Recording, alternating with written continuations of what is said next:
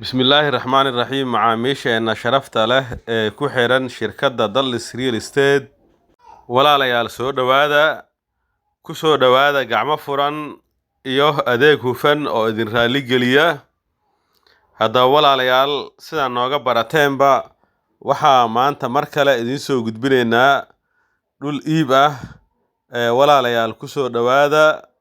daawasho wacan walaalayaal waxaa iib ah dhul bannaan oo ah meesha aan hadda joogno dhulka iibka hadda wadadiisa ayaa ku soconaa weli waa dhul laba wada leh dhulka iibkana waa meesha hadda ay kaamiradu hayso dhinacaana wadda ayaa ka marto oo midigtaada ah meesha gaariga u yaalla waa dhul kale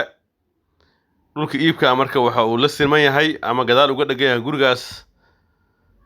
meesha uu ka dhisan yahay waa meesha ka sukayso ilaa wadada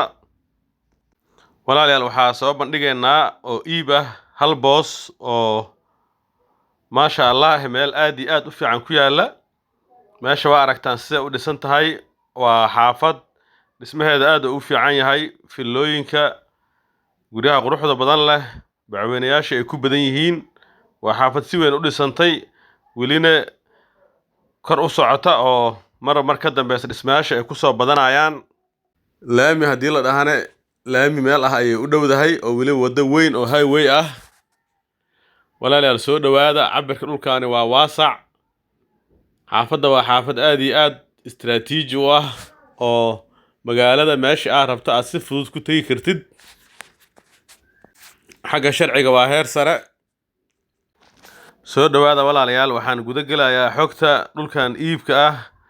oo dhammaystiran insha Allahu tacaala ka bogasho wacan walaalayaal haddii aan ku bilaabo meesha uu ku yaallo booskan iibka ah waxa uu ku yaalaa magaalada Muqdisho walaalayaal magaalada Muqdisho waxa uu uga sii yaalaa degmada Garas-Baaley oo ka mid ah degmooyinka waaweyn ee gobolka Banaadir waxay ka mid tahay degmooyinka dhawaan lagu soo kordhiyay maamulka gobolka Banaadir waa saddexda degmo ee ugu dambeysay walaalayaal degmada Garas-Baaley waa degmo si weyn u dhismaysa oo kobac xoog badan oo ku socdo waana meel ka mid ah meelaha ay magaalada ku fidayso weliba meesha ugu muhiimsan walaalayaal degmada Garas-Baaley wuxuu uga sii yaalaa booskan iibka ah xaafadda Weydow oo ka mid ah xaafadaha waaweyn ee degmada haddii aan tilmaan ka sii bixiyo walaalayaal marka aad ka timaado Kiss-Control oo aad tabeelaha soo dhaaftid ayaa waxa u leexanaysaa dhankaaga bidix ama jihada koonfureed ee jidka waa wadada laamiga ah ee isku xirto Muqdisho iyo Afgooye laamigaas ilaa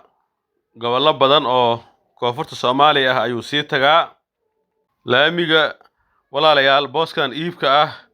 waxaa ka xigo 3 baloog oo kali ah laamiga wuxuu ka yahay balooga saddexaad runtii laamiga uma dheera aad ayuu ugu dhow yahay waa meel haddii aad ka lugeynaysid si fudud aad laamiga ku tegi kartid walaalayaal haddii aan u gudbo xagga cabirka booskan iibka ah waxa uu ku fadhiyaa cabir ah 20 lagu dhuftay 20 ama finti bar finti hadba sida u taqaanid balac wuxuu u yahay 20 mitir sidoo kale dheerna wuxuu u yahay 20 mitir waa runtii cabir aad iyo aad waasac u ah oo weyn oo si hadii loo fiiriyo xataa u dhigmo 2 boos maxaa yeelay booska markuu finti bar finti yahay waa la kala gooyaa waxaa loo kala gooyaa 20 lagu dhuftay 10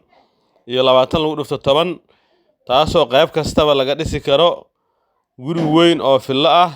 5 qol ilaa 6 qol ka kooban marka waa cabir waasac finti bar finti waa boos aad u weyn waana cabirada noocyada ugu waaweyn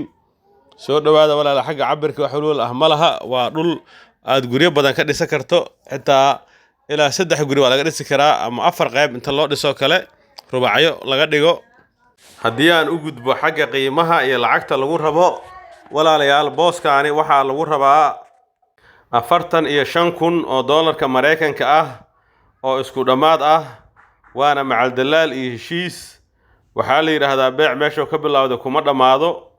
walaalayaal qiimaha waxaa ka furan gorgoro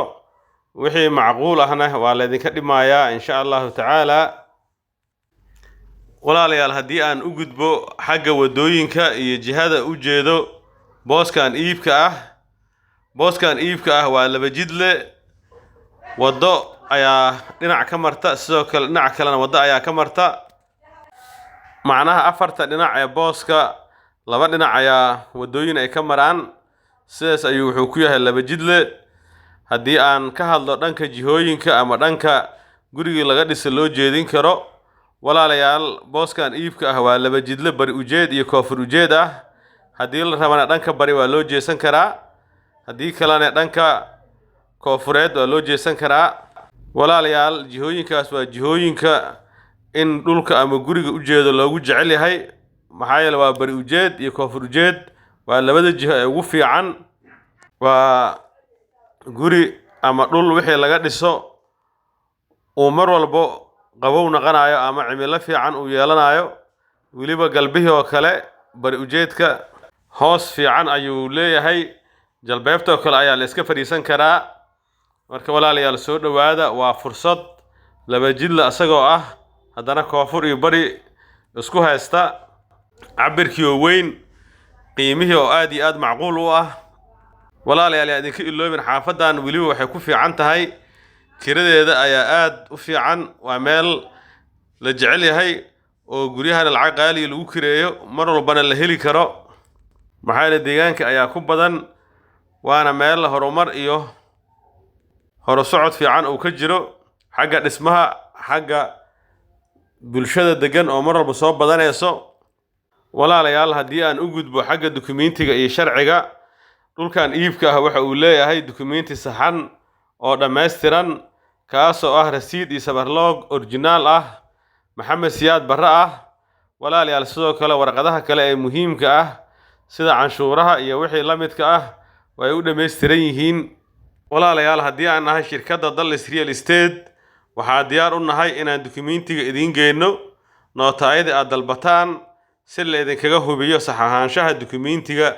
insha Allah tacaala dhul ama guri iyo dhammaan hantida maguurtada ah waxaa laga gataa dukumiintiga oo meesha ugu horeysa laga fiiriyo ah dhulkan dukumiintigiisa xulul ah ma laha waa dukumiinti saxan dhammaystiran haddana meel la jecel yahay ah goof nadiif ah ku yaala nootaayada aad dalbatidna lagu geenayo walaalayaal sidoo kale dhulkan waxaa u dhammaystiran waxyaabihii dhul lagu gadan lahaa ama laga fiirin lahaa hadday sharci noqoto hadday jidad ay noqoto jihooyinka haddii ay noqoto deegaan iyo meesha sida u fiican tahay haddii ay noqoto walaalayaal haddii aan si kooban uga hadlo waxyaabaha idinka anfici kara dhulkan iibka ah koow wuxuu idinka anfici karaa deegaan waa meel deegaan ku habboon oo aad loo degan yahay laba wuxuu idinka anfici karaa maalgashi iyo bararsi waa meel waxay idinku kordhi karaan qiimahana uu aad macquul u yahay ama u jaban yahay hada tusaale ahaan nuska booskan oo 10 ah wuxuu kuu noqonayaa 22,500 oo gorgoro ka furan tahay marka waa jaanis xagga qiimaha ah iyo xagga sare u kicitaanka in wax kugu kordhaan maxaa yeelay dhismayaasha meeshan kusoo badanaya mar walba dhismaha uu soo bato ama horumar xagga dhismaha ay xaafadu sameyso qiimaha kor ayuu sii aadayaa marka waa fursad maalgashi oo mustaqbal fiican leh saddexaad waa meel kira fiican aad ka heli karto meeshan haddaad dhistid lacag fiican ayaa bishi kaasoo galayso insha Allah waa deegaan waa maalgashi waa kiro intaba meel ku fiican walaalayaal haddii aan nahay shirkadda Dallas Real Estate waxaa diyaar u nahay inaan dhulkan idin soo tusino haddii aad ku qanacdaanna qiimaha wixii macquul ah la idinka dhimo insha Allah tacaala walaalayaal haddii aad dhul ama guri beeca ku leedihiin xaafadan iyo dhammaan xaafadaha degmooyinka gobolka Banaadir nala soo xiriira sidan oo kale ayaa idinkugu beecgeenaynaa insha Allah tacaala haddii aad dhul ama guri ka rabtaan xaafadan iyo dhammaan xaafadaha degmooyinka gobolka Banaadir nala soo xiriira waa idin helaynaa insha Allah ugu dambeyntii walaalayaal oo ku mahadsantihiin daawashada muuqaalka iyo ku xirnaanshaha shirkadda Dallas Real Estate walaalayaal waxaan si sharaf leh idinkaga codsanaynaa inaad kanaalka subscribe noo saartaan gambalaalkana aad furataan idinkoo mahadsan si aad ula socotaan muuqaalada aan mustaqbalka soo gelinayno insha Allah tacaala sidoo kalena Facebook follow inaga soo dhaha waa mahadsantihiin mar kale wassalaamu calaykum ورحمة الله وبركاته.